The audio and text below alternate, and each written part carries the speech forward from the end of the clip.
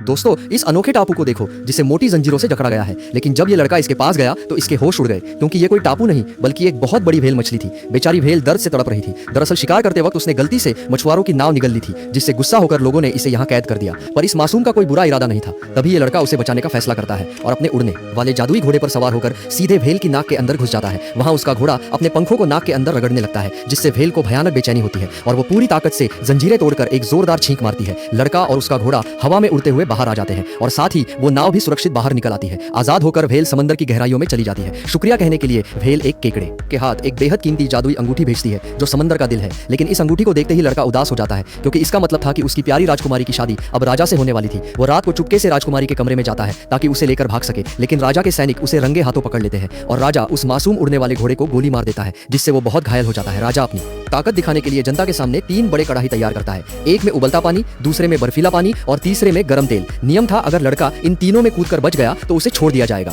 जैसे ही उसे खौलते पानी में फेंका जाता है, राजकुमारी अपनी जादुई अंगूठी पानी में गिरा देती है और लड़का सुरक्षित बाहर निकलकर बर्फीले पानी में गिर जाता है। फिर वहां से हवा में उछलकर वो उबलते तेल वाले कड़ाही में जा गिरता है। बहुत देर तक जब वो बाहर नहीं आता तो राजकुमारी उम्मीद खो देती है। तभी आसमान से एक जादुई फूल कड़ाही में गिरता है और लड़का सोने की तरह चमकते हुए सुरक्षित बाहर आता है। दरअसल उस वफादार घायल घोड़े ने दुनिया के आखिरी छोर तक भागकर उसके लिए जीवन का फूल लाया था। घमंडी राजा को इस जादू पर यकीन नहीं होता और वो खुद खौलते पानी में कूद जाता है। तभी एक रहस्यमयी बड़ा बुलबुला राजा को अपने अंदर बंद करके हमेशा के लिए आसमान में दूर उड़ा ले जाता है और अंत में ये लड़का नया राजा बनता है और राजकुमारी के साथ खुशी खुशी रहने लगता है।